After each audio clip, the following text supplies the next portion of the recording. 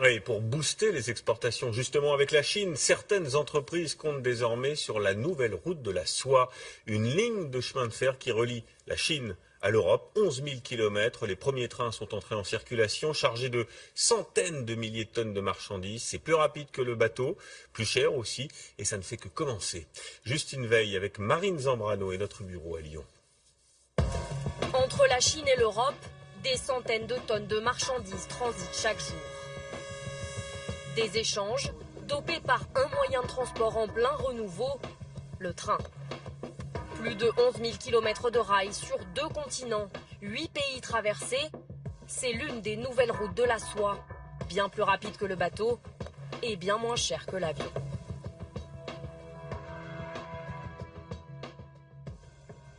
À Lyon cet après-midi, ce train se prépare à partir. Direction l'Allemagne, première étape du voyage vers la Chine, où ce container sera livré dans un peu plus de 2 semaines. À l'intérieur, 20 tonnes de produits chimiques français pour une usine de fabrication de plastique.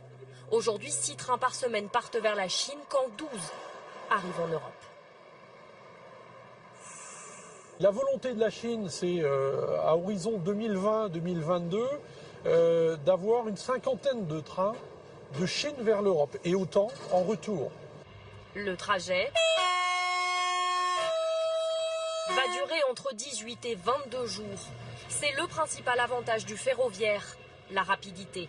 En bateau, c'est le double, 35 à 45 jours en moyenne. L'avion est encore plus rapide, 3 à 5 jours seulement. Mais il ne peut pas transporter des marchandises trop lourdes, comme ces presses industrielles de plusieurs tonnes, fabriquées près de Lyon.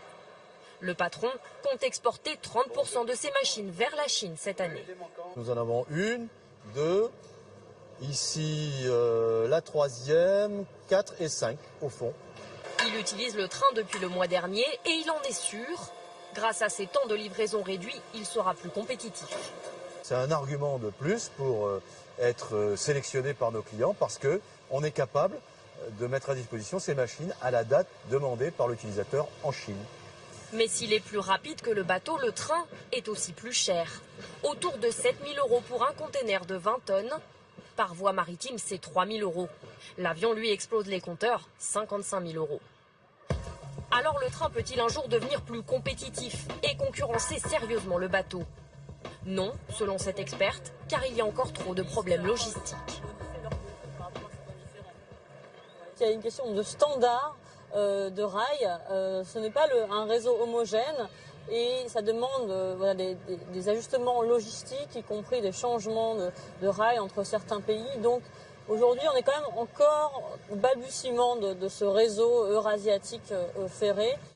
L'an dernier, 610 000 tonnes de marchandises chinoises sont arrivées en Europe par le train. Seules 400 000 tonnes sont parties dans l'autre sens. Et les produits ne sont pas les mêmes. L'Europe exporte essentiellement des machines pour l'industrie, alors que la Chine, elle, inonde le marché de biens de consommation.